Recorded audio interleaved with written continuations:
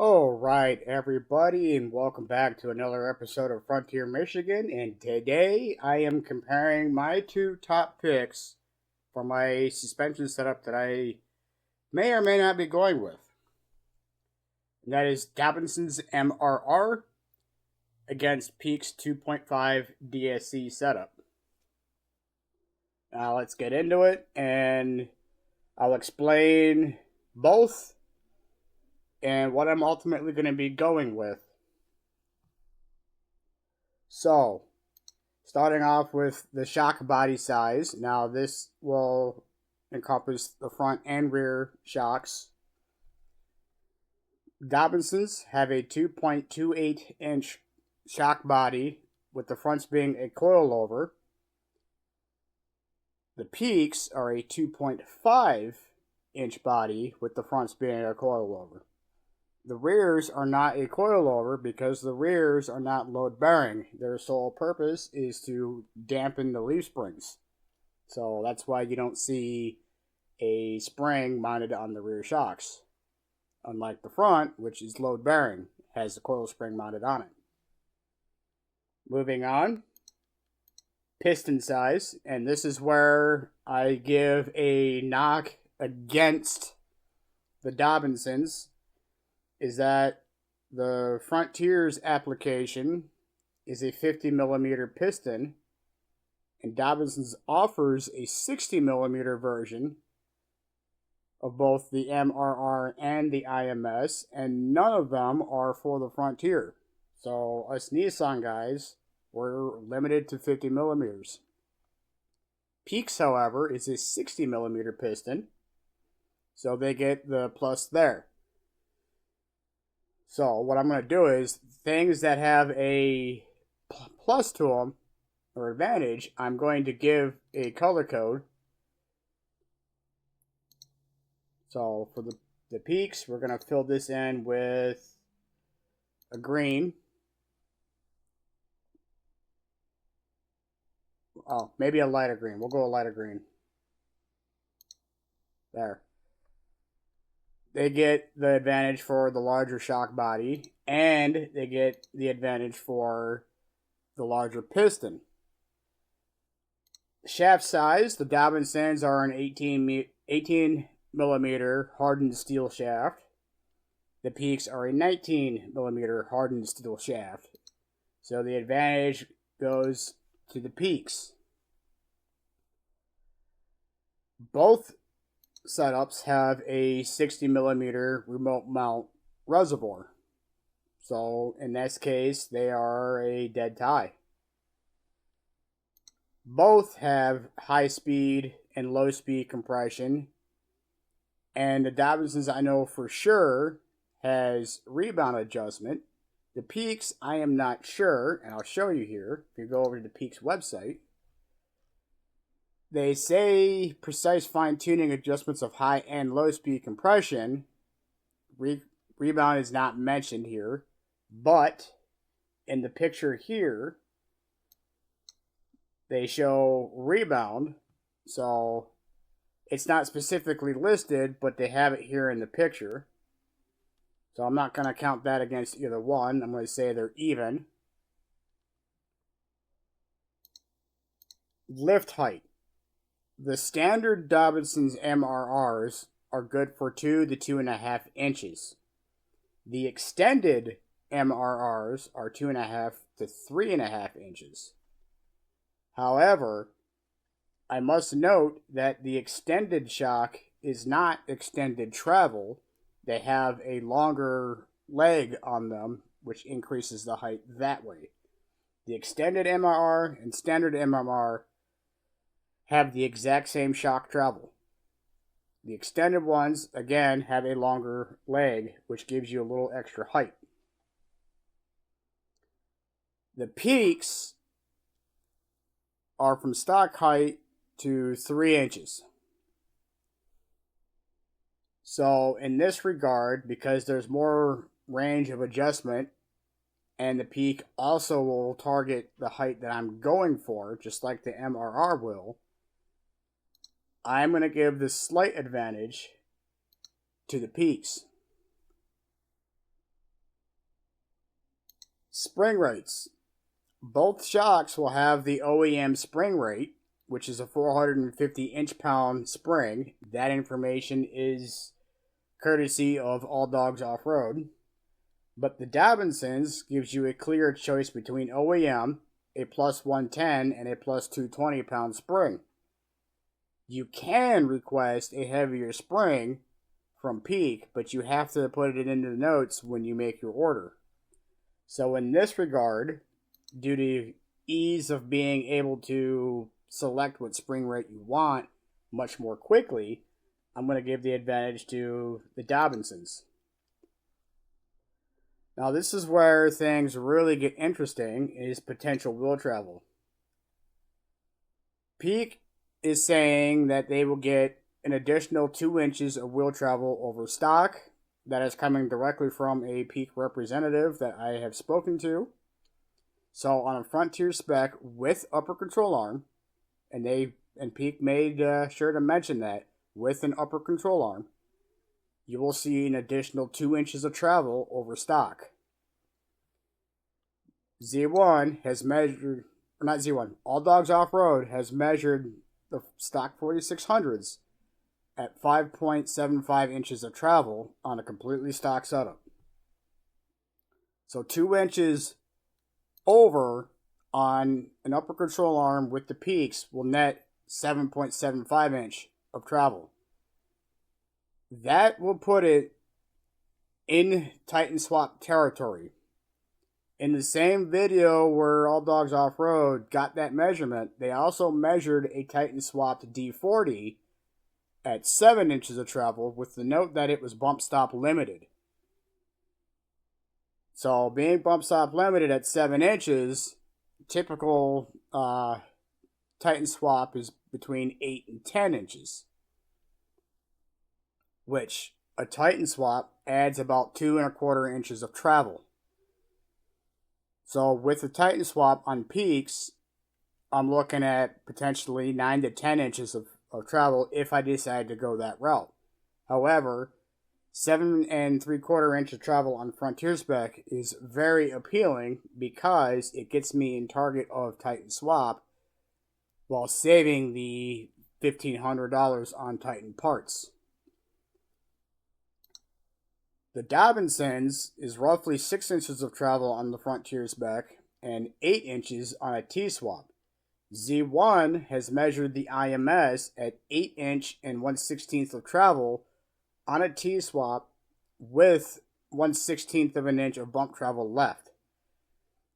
And I mentioned IMS because the MRR is not officially measured, but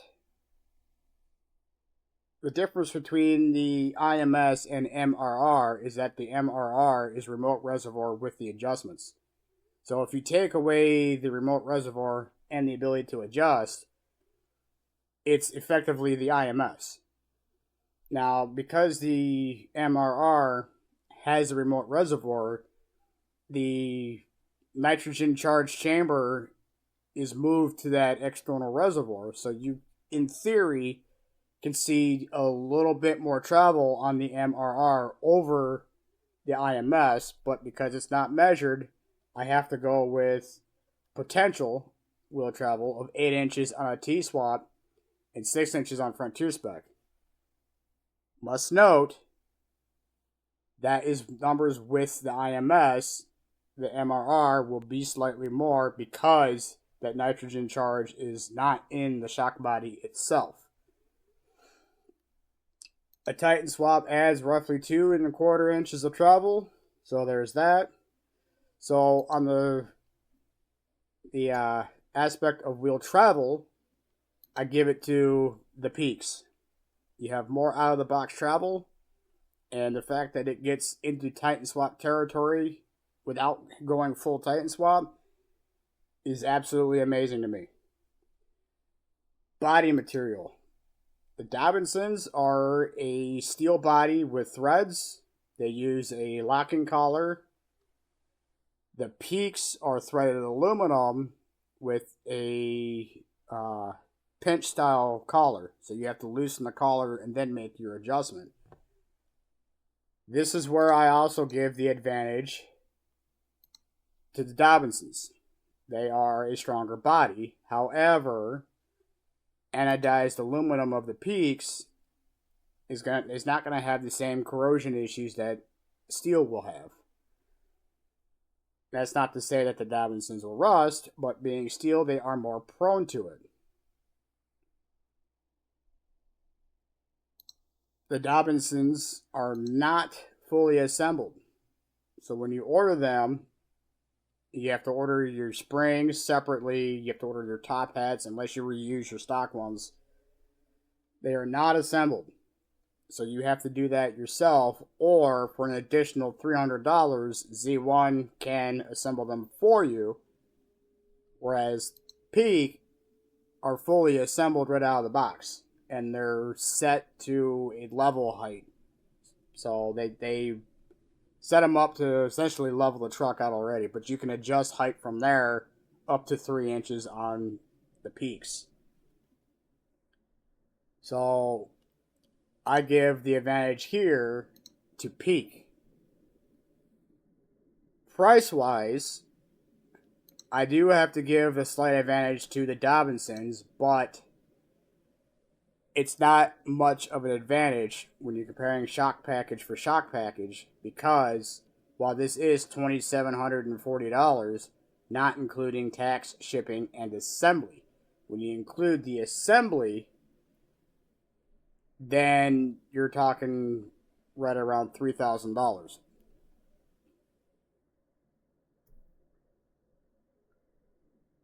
In fact, I actually have this pulled up here.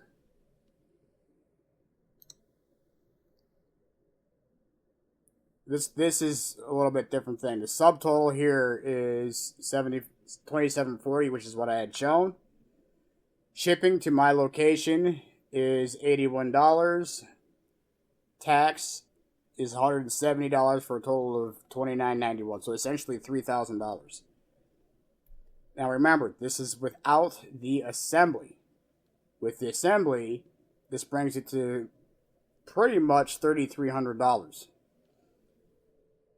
And that is to get the front coilovers extended, the top hats, the rear shocks, which I know it says 1.5 to 3.5 inches of lift.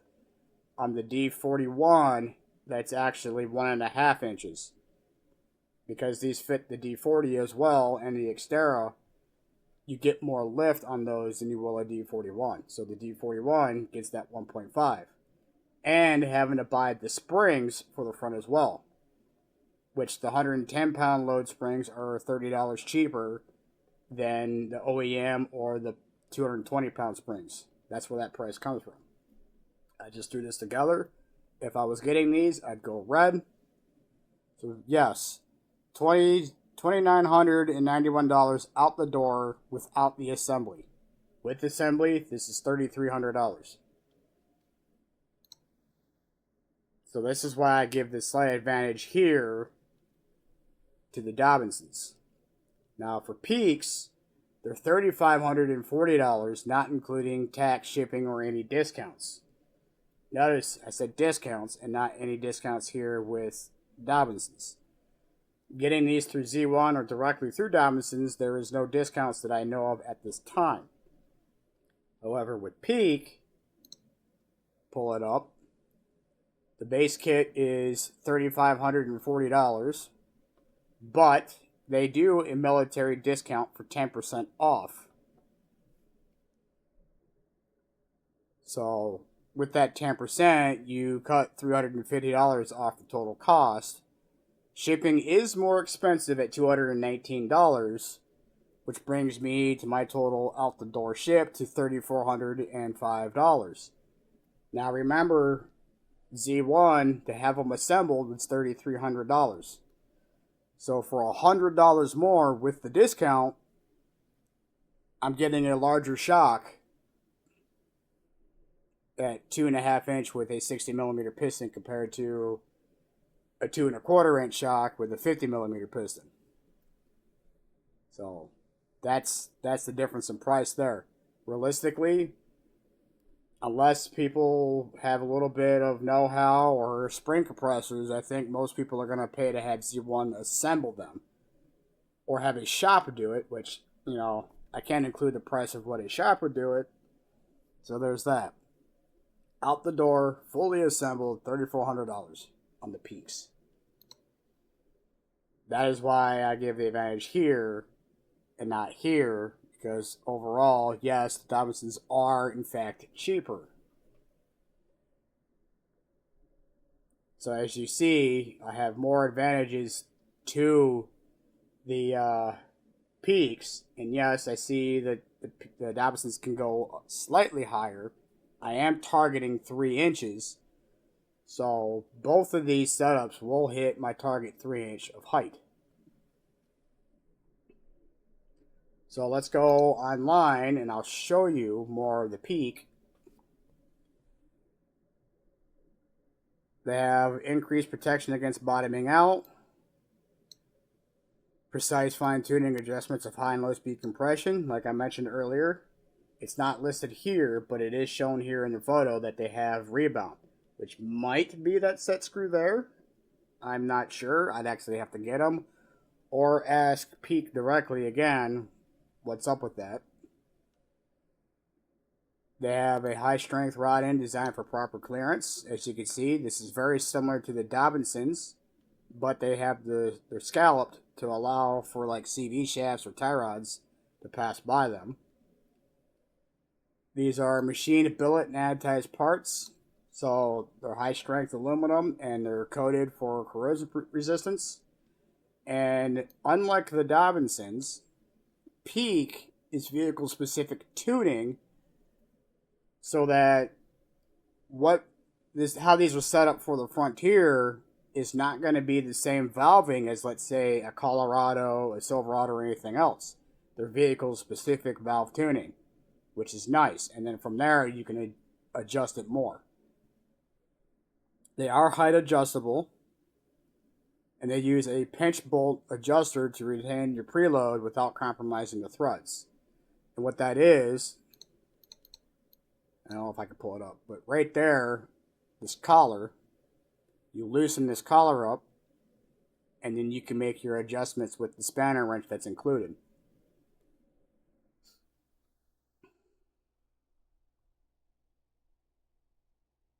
And they include the front coilovers and the rear shocks. It's from all Frontiers from 2005 until now. And the cool thing about these are made in the US.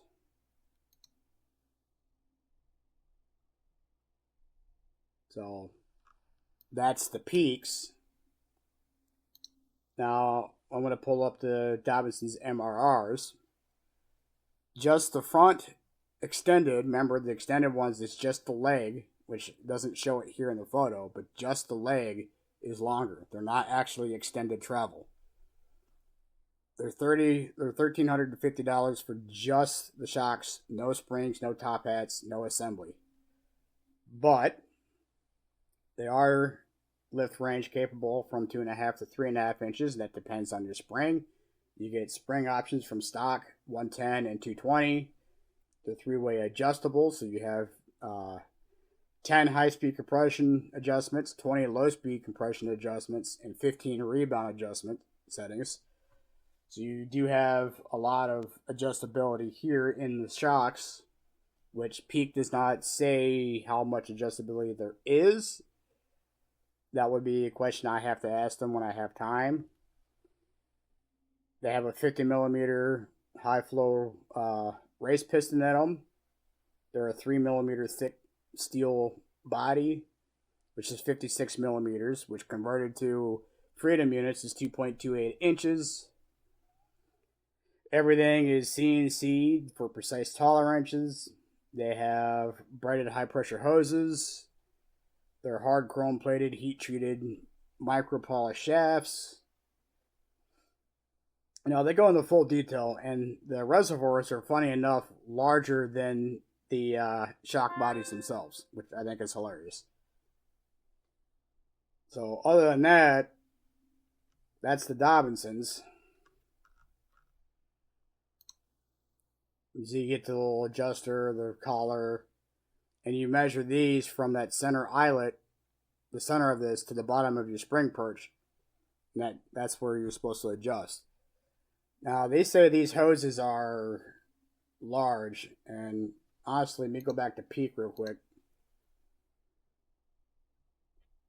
I'll just pull up the 2.5s.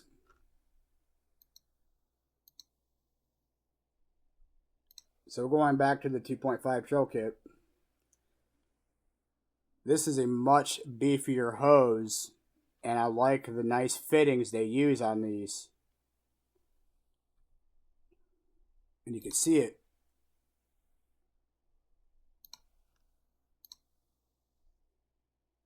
You can see how thick that hose is here, and the nice fittings they use on there. So these are set up in a way to where you run them under the control arm. I've seen a lot of setups where they go over. These go under, which I like because it keeps the hose out of the way and allows for a good spot to mount your reservoir.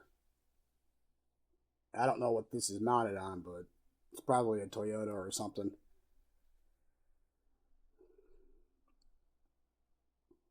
But that's what the peaks look like installed. So exiting out, there are more things I like about the peaks. There are some things that I like about the Dobinsons. So when I go to request my spring rates, when I do order, I'm probably going to go with a 550 pound spring when I request it. Or if I went Dobinsons, I was going to do 100, a plus 110. Because I do plan on doing a bumper. I do plan on doing a winch. Now, the bumper that I decided to go with is probably going to be the one from Victory 4x4. It's a little bit on the lighter side than the CBI I was looking at getting. So I can get away with a 550 pound spring a little bit easier than I would on, say, a CBI with a winch and a 110 pound spring. Either one will work, but at the end of the day, I believe I'm going to go with the Peak DSCs. That's going to be the setup. There's more advantages than disadvantages. I would prefer them to be a steel body, but corrosion resistance, you're not going to beat the anodized aluminum. And talking to Peak's representative, they say that they're rated for 50,000 miles of life. Dobinsons are rated at 60,000, but Peak says they've got people with more than that, and they're still riding pretty good and not worn out. So that's an option there. It seems like they have the longevity to match Dobinsons or even Bilstein. I wish Bilstein made the 8112s. Those are rated for 100,000 miles. Absolutely fantastic shock package, but us Frontier guys, we don't get those. They do not make them for the Frontier. They don't make them for the Titan either. So, end of the day, I am going with Peak. That's going to be the shock package I go with. I'm going to set them up at 3 inches of height. And I'm probably going to do 2 1/4, maybe 3 in the rear. I have to see how it looks. We'll pair that with a nice 285. So, like I showed you earlier, that $3,400 price tag is what I'll be paying out the door. All in all, Peak 2.5 inch DSCs is what I'm going with. This has been an episode of Frontier Michigan, and I will see you guys again on the next one. Stay safe, stay dry, have a blessed day.